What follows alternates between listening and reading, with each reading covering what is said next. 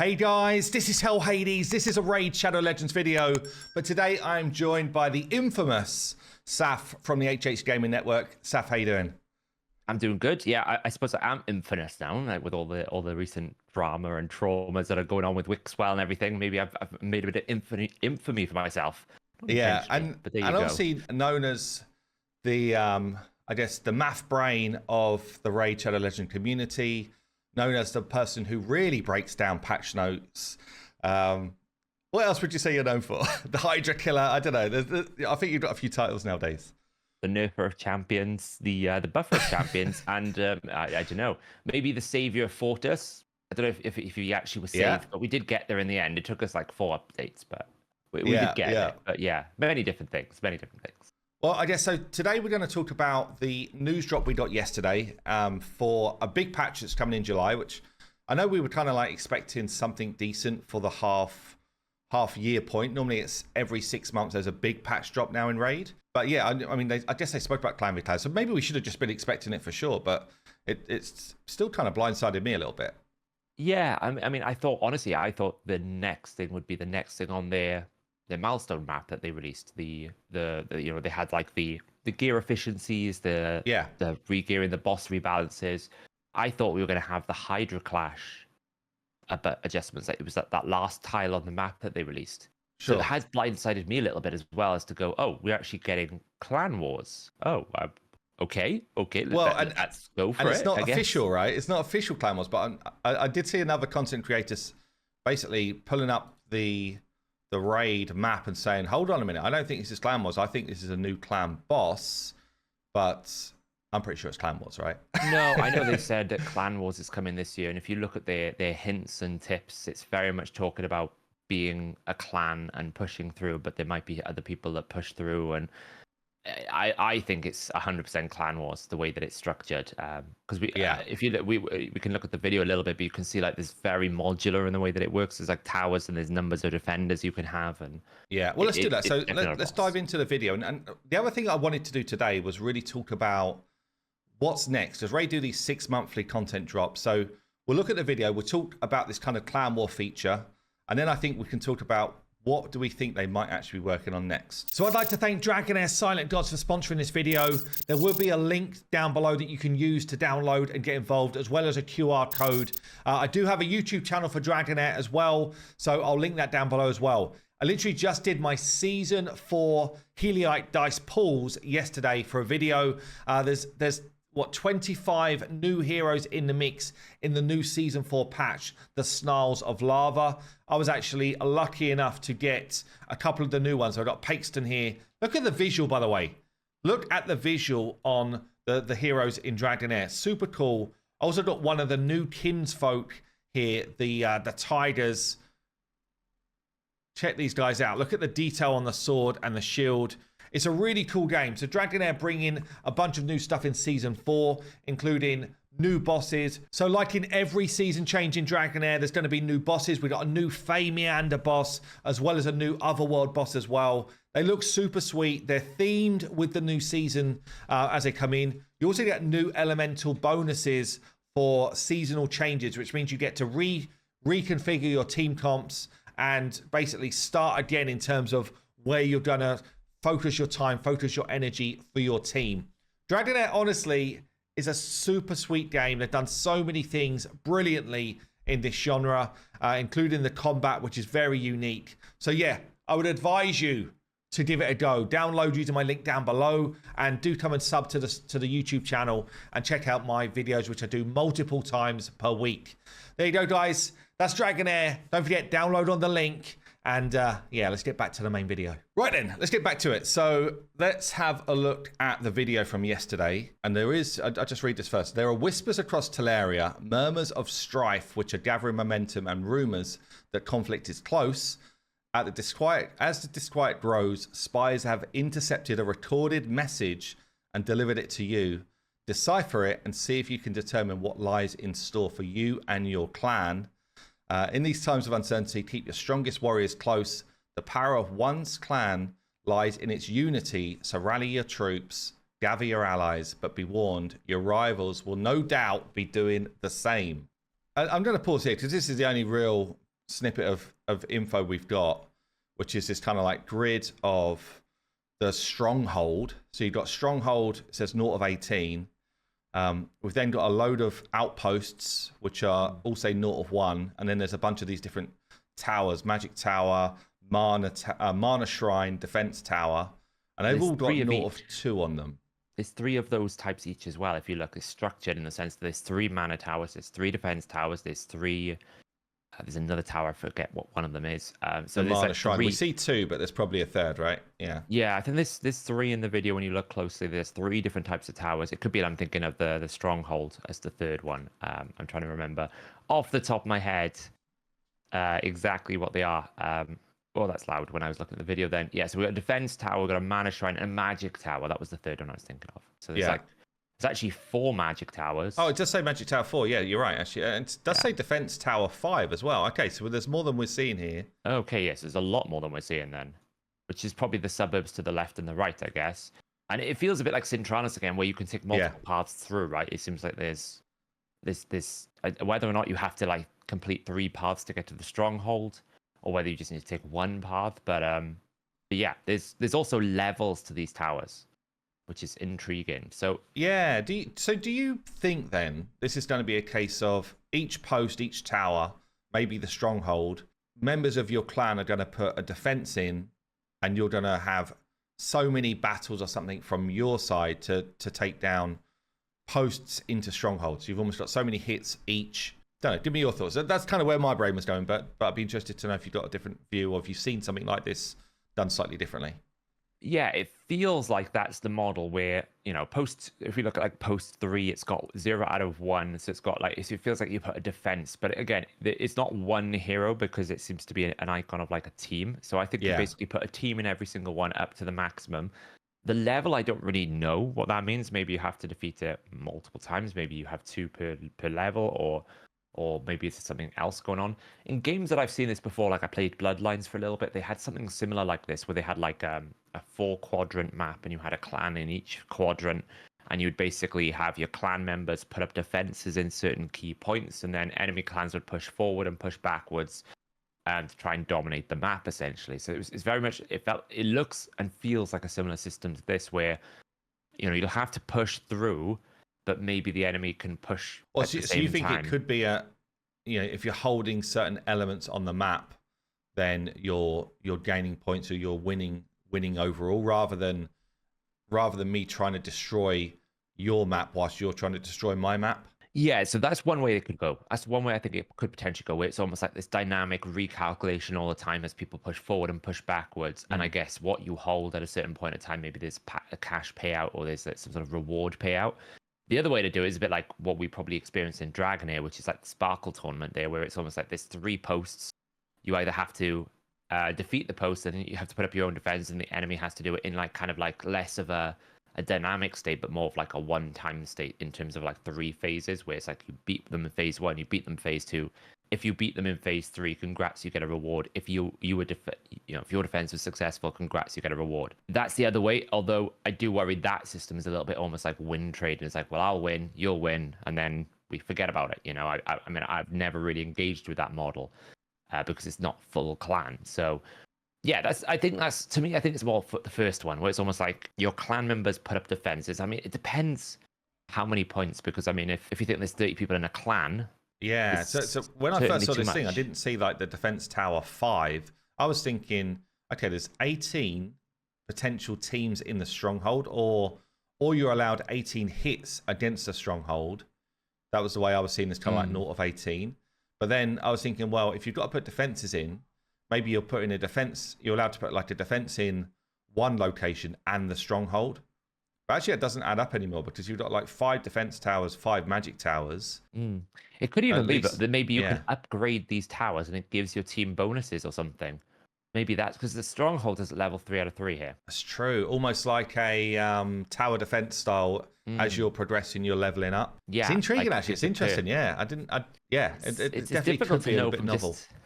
One screenshot. It's like, it could be everything. It could be it literally could be like Sintranos, where it's like you beat the stage and you never go back. We don't really know, but I'd imagine it's going to be slightly different. I don't think it's going to be as linear. But there's a lot of posts. There is a lot of posts here. I mean, I think the maximum number I can see here is like 17 or 18 standard posts. 18, I think, somewhere. Yeah, 18 at the top here. So it looks like 18 kind of like lines up with the fact that you could have 18 teams or defenses or hits against Stronghold as well. Yes. And then there's like 2, 4. So if there's 5 mana towers, 5 magic towers, 5 magic shrines, assuming that they were linear, there would be 15 times 2. So it's like 30. So now it's like 48. And then there's another 18, which is math earlier on the morning. 66, is that?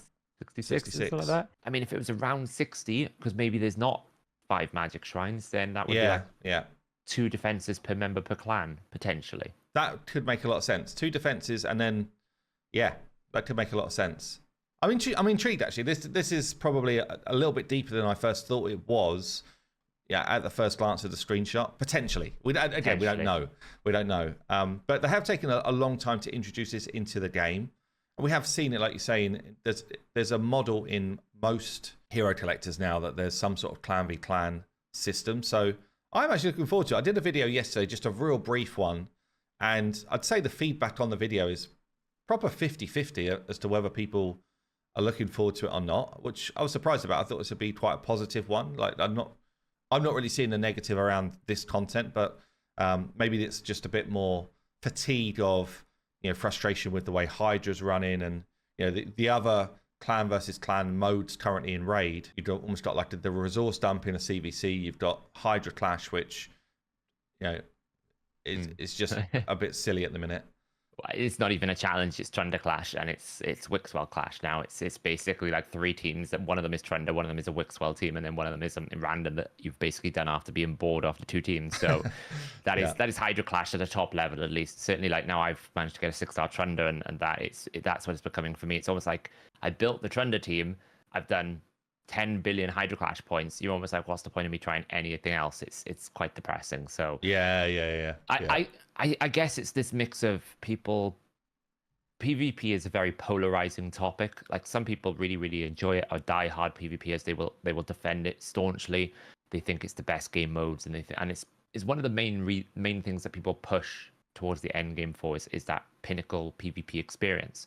But then for many people, it's almost like, I don't want a PvP. It's boring. I hate PvP. If you gave me a game that wasn't PvP, and we see that in games, like we talk about lots of different games, and Honkai decided not even to add a PvP mode. No PvP, which is interesting.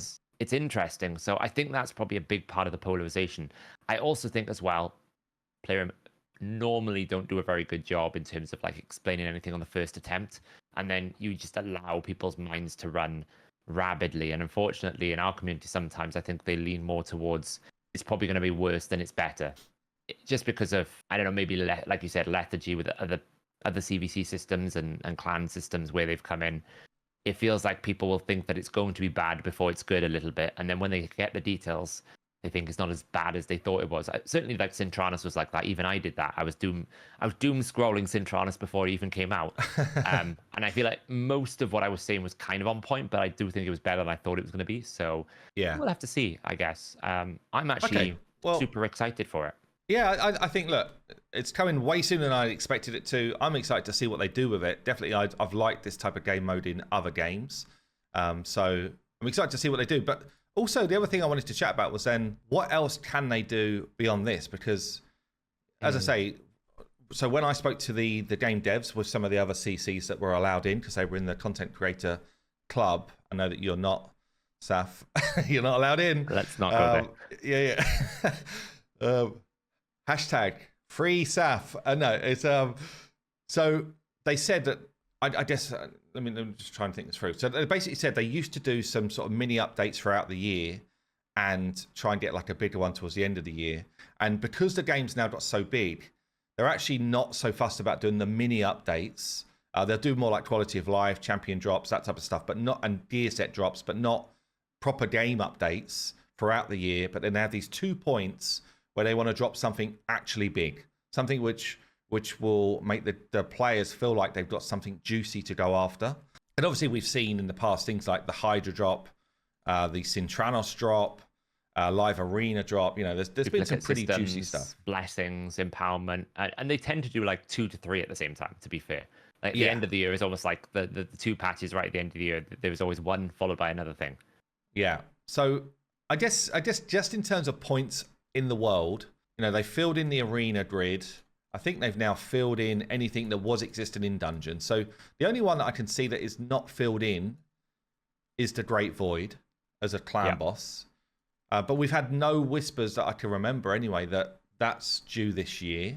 Do you recall anything about a clan boss kind of drop? The problem is they could literally talk about nothing and then all of a sudden it's coming. It's like I never really take much stock in like hints. When they've given us something official and confirmation, like the map, the quality of life maps, or when they say these statements, then it's just a bit different. But generally speaking, like just because there's been no discussion of it doesn't mean there isn't something not coming. Planned or coming. It's and we generally get like, in terms of like the news cycle, we get told about these things pretty much as they're dropping. Like there's not a long build up these days. Like I know in the past when they did Hydra, they were sending t-shirts out, but then even then, if you think about it, they were sending like merch and stuff to creators to create some hype, and then it was out within 2 weeks, maybe a week. Yeah, it was really quick after that. Yeah, really definitely. Quick cycle.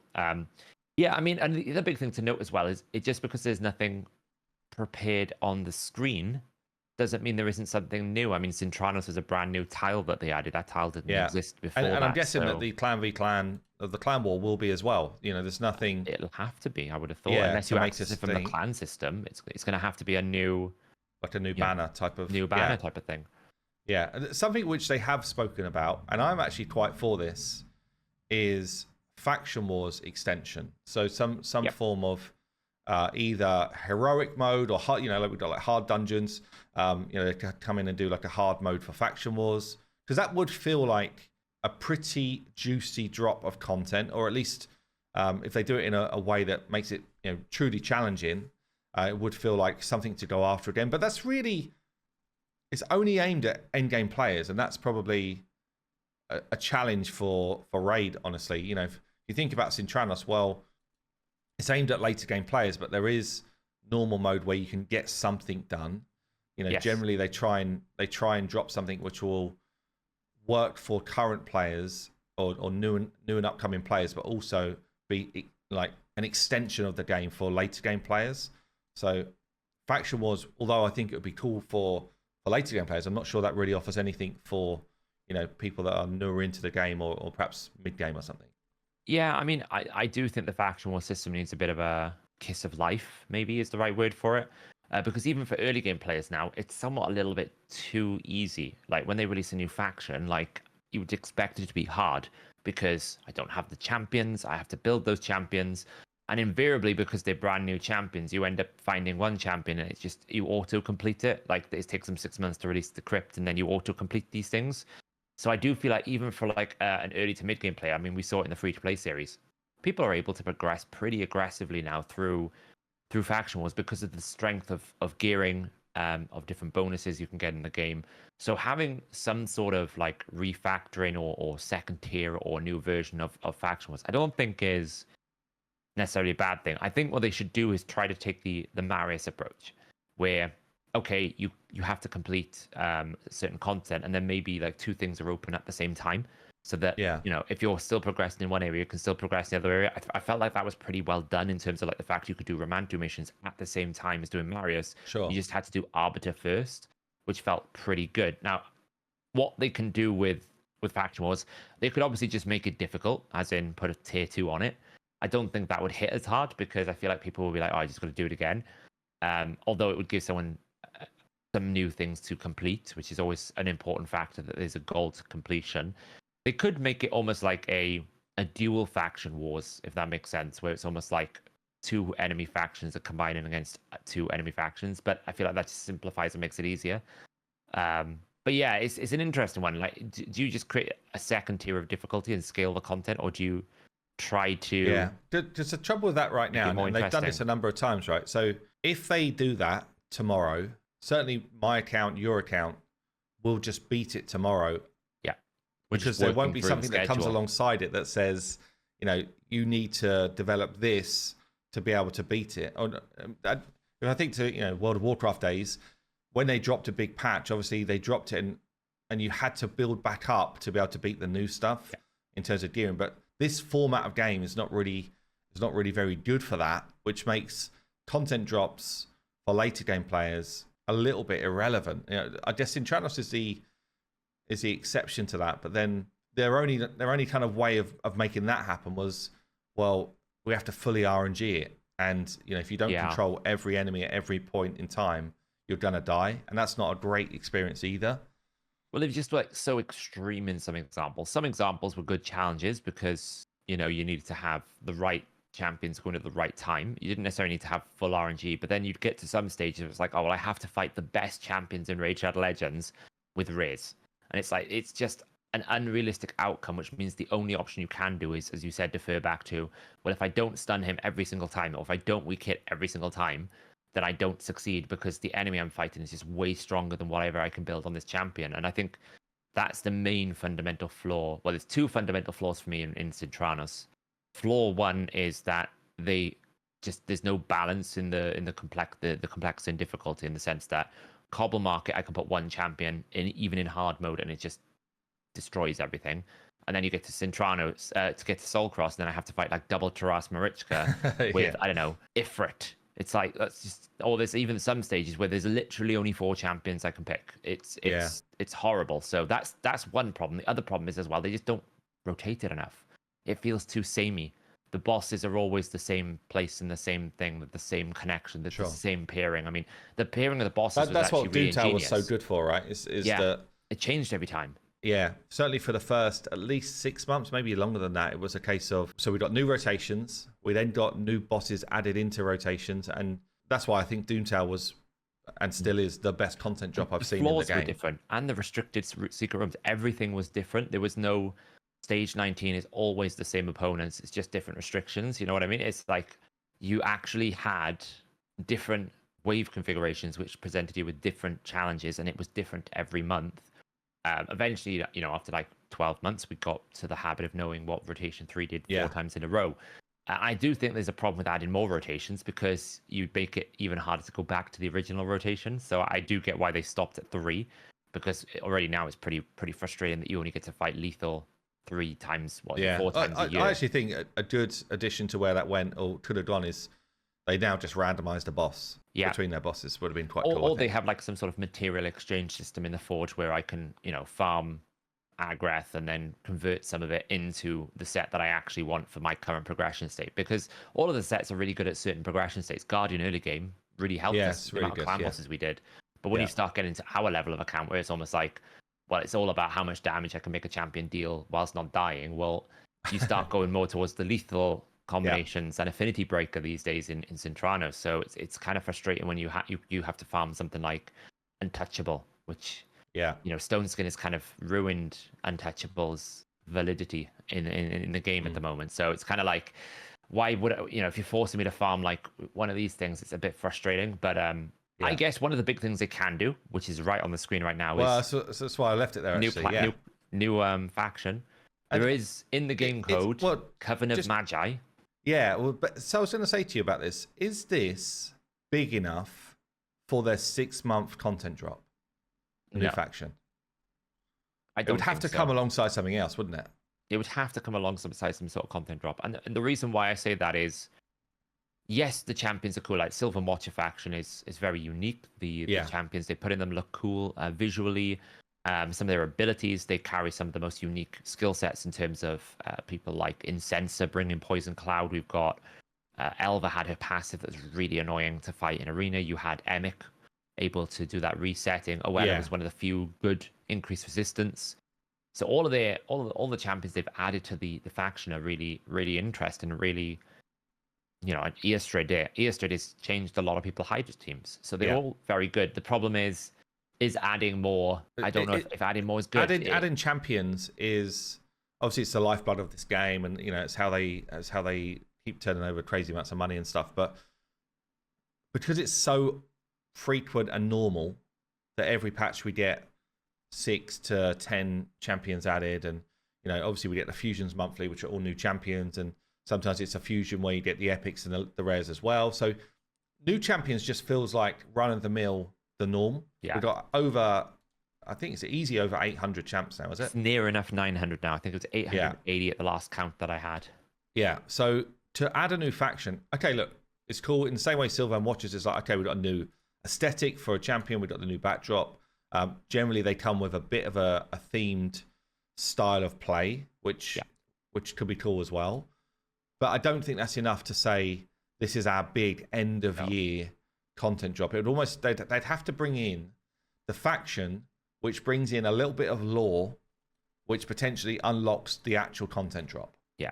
Well, I was actually surprised because when the Call of the Arbiter series, they actually name dropped the hidden faction, the Coven of Magi, because the episode where we were learning about Bad Alcazar's history in terms of Valkonen, he was in the magician's like castle. It was in like the Hogwarts, Yeah, the Hogwarts. I mean, it was very, very Harry Potterish. But they actually were name dropping the Coven of Magi, and actually Lady of Irath's bio, who is a Sylvan Watcher, actually directly references the Coven of Magi.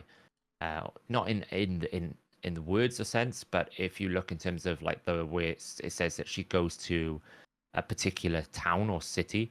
There you go, the mage city of Irath, and that's legendary cat. So it's literally, I was like, oh, okay, that's it. This is the first thing. The Coven of Magi are coming. They've name dropped it in the TV show. Interesting, yeah.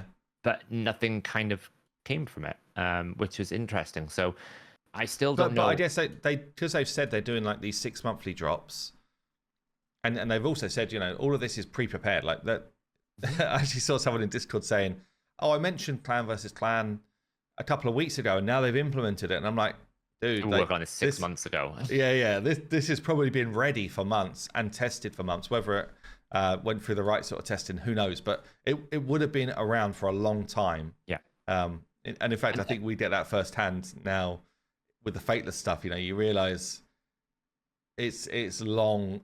It's long in terms of like dev time to get stuff right. It's from concept to delivery. It's not like, oh, some random guy on the internet told us it'd be really fun if we had clan wars, so now we're going to go and make it. That's just not how these things work. Like this would have been planned, prepared probably. I would imagine they probably started talking about it in December. They probably conceptualized it in January, February, and they started developing it March, April, May, and then ready for release. Like we're talking a good 6-7 month loop of like planning cycle, to release. Yeah. One thing I will say is probably this content will have some sort of pinnacle content drop. Whenever they introduce these big things, there's always a champion normally. Like we've had Mithrala with Hydra. We had Carnage with Cintranos. And the standard now is a mythical, right? So, you know, the Void, you've almost gone from, the standard used to be the Void Legendary, Arbiter, Mithrala. The standard has gone up now to mythical because that's really the new Void Legendary in the game. Well, you say that, but Marius was a legendary. And I think he's actually so powerful that he's probably better than half the mythicals, if I'm being honest. So I think they can do a legendary. Do you see a mythical as just, I'm going to pick a form, and that's what my mythical is to me? Or do you tend to play mythicals as two champs? 9 times out of 10, I'll build a mythical around a form. So Garrel's built around her the alternate form. Normally, like Carnage, you're either taking the base form. Like there is some that can jump between. I think. Yeah, I guess Mikage is actually quite a good one. Mikage could be base form for a lot of PvE content, and then alternate form is super strong for PvP, right? So.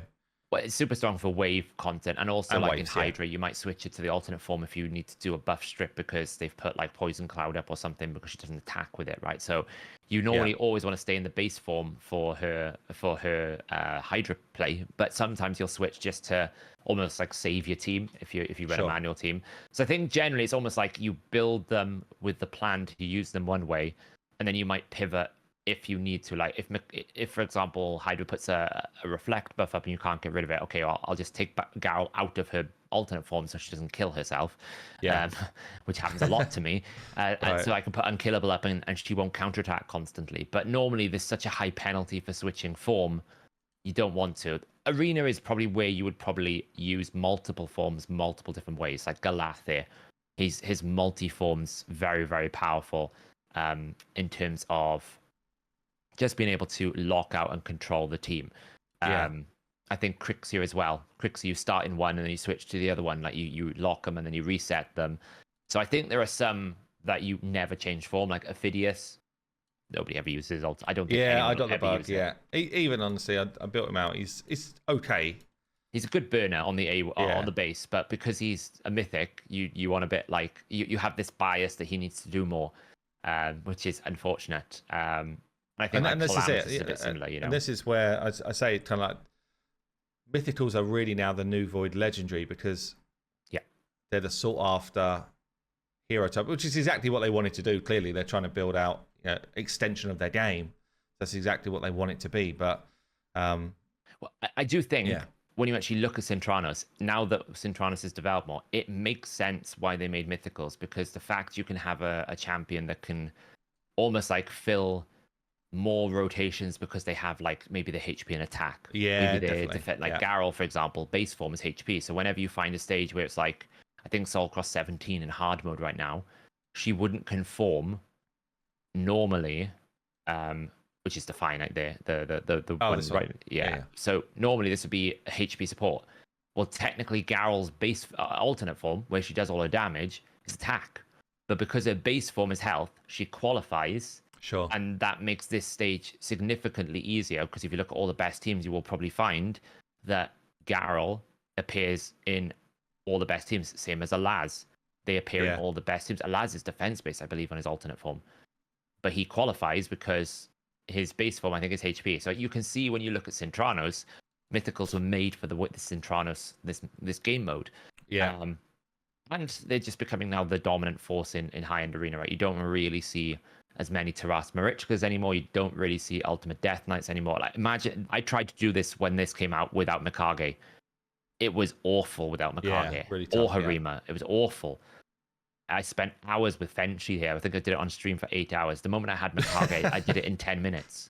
Yeah. So I think Mythicals have now become like the pinnacle PvP goal, because they're just so powerful, because it's defeated the lockout meta, because you can't lock them out anymore because they can just switch form.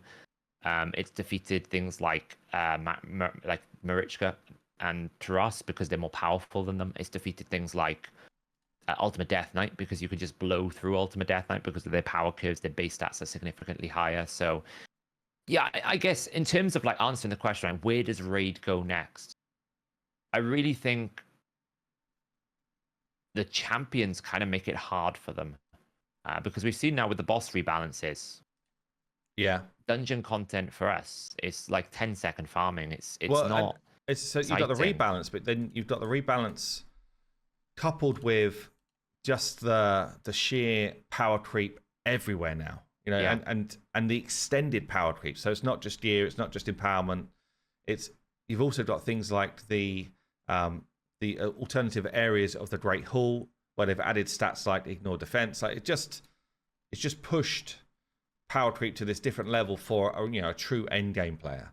Yeah, it's very difficult for them to make content that we can't just one shot. That's to me the problem, because they're always going to look at both perspectives. And I think a lot of people watching this video go, well, of course you can one shot your end game, but even people who are not end game are finding ways now. Like Shogun, I would imagine anyone who puts a very decently built DPS champion in there, it's just going to one shot it. Like I think they've got this problem where they're just a select large number of champions that can just decimate content, whether you've got lots and lots of strength or not. Like here, you've got like 4 epics and an ally attack. Yeah, it'll probably, even if it's not like tuned or properly set up, it's probably just going to win, because epic empowerment has added more stats, blessings add more stats. Yeah, and the boss's defenses now are so little with the area bonuses, if you have them, or if we can get 40% on Merciless Cruel. It's done. And yes, that you can make the case of, well, this is like 6-star, 5-star, 6-star, 6-star. I think the way they're throwing souls at us now, it's so easy. Like you get a fusion, you get an opportunity to get his 5-star soul.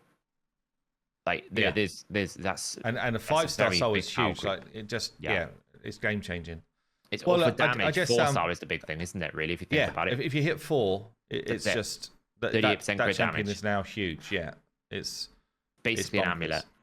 It's crazy. Yeah. So, yeah, I don't know where they go. I think this clan versus clan activities is way better as an approach than trying to make challenging content, because we see with Amius, people struggle with complexity in that sense. Now, whether or not that's complexity, which they kind of have to build, otherwise it's too easy. This is so difficult. Yeah, so because of the when I first started playing, the game was relatively simple compared to what it is now. So you could build boss mechanics like the original clan boss, where we're just going to gather more damage over time, and you need to understand good debuffs to run with, good buffs to run with, but ultimately you're going to die.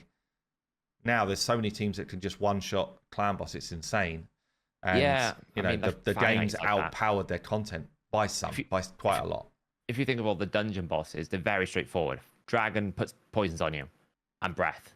Fire Knight, you have to break a shield.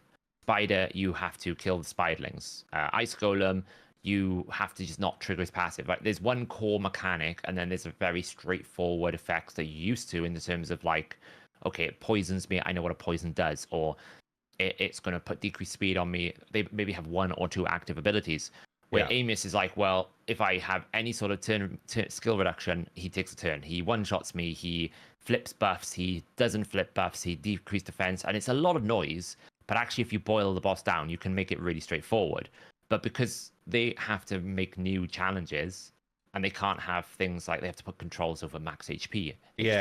Things they put into their game which are super fun, they've had to limit just because they're fun, but they're also crazy strong. Yeah, and, I actually think Sand Devil and Shogun are very, very well designed bosses. They have one very straightforward mechanic, but the problem is then with those two bosses, you end up in a situation where it's like there's not many champions that can fulfill the strategy. Like until we had Adeline, who can sleep? No one can do it really. Because that's it. Yeah, you've got basically Saph or Muckstalker, it's just kind of like what. And Muckstalker is weak affinity on stage 25, where you have to farm because it's the only place where dust exists. So it's kind of like you had Kaimar as well. I should be, but you know what I mean. It's like there's a roster of 800 or 900 odd champions, and the strategy requires you to bring sleep, and there's two champions in the entire game that can do it. It's like that's a problem, and this is the Newt problem as well. Newt's everywhere. Yeah, this is it. Well, it's the power creep problem, right? It's the interesting champion to create power creep. But look, I guess we should wrap it up. We've probably been about 40 minutes deep. But I guess, look, guys, what do you think should be the next big content drop? So obviously Clan v Clan is coming. If you were to design this game and thinking 6 months out, what should come into the game to make it more enjoyable, make you want to continue to play for longer and longer? What would it be? And yeah, don't forget to go and sub to my man Saph here from the HH Gaming Network. I'll put all of those links down below. Maybe, how many subs do you think you're going to need before you get into the content creator program? How many subs do you have? 220 odd thousand, I think. Probably double that. Double. So if we could get them to double that after this video, we'll see if they change their minds. But any last words, man? No, I'm super excited about the clan wars. I think this will be. I am all for people working together for a shared goal. I think that's what is really good about this game. Communities keep Raid going more than individual content pieces. So if they do it right, I think it could be really fun for clans to coordinate and figure out how the best way to do it. Awesome. Well, thanks for watching, and yeah, we'll see you in the next one.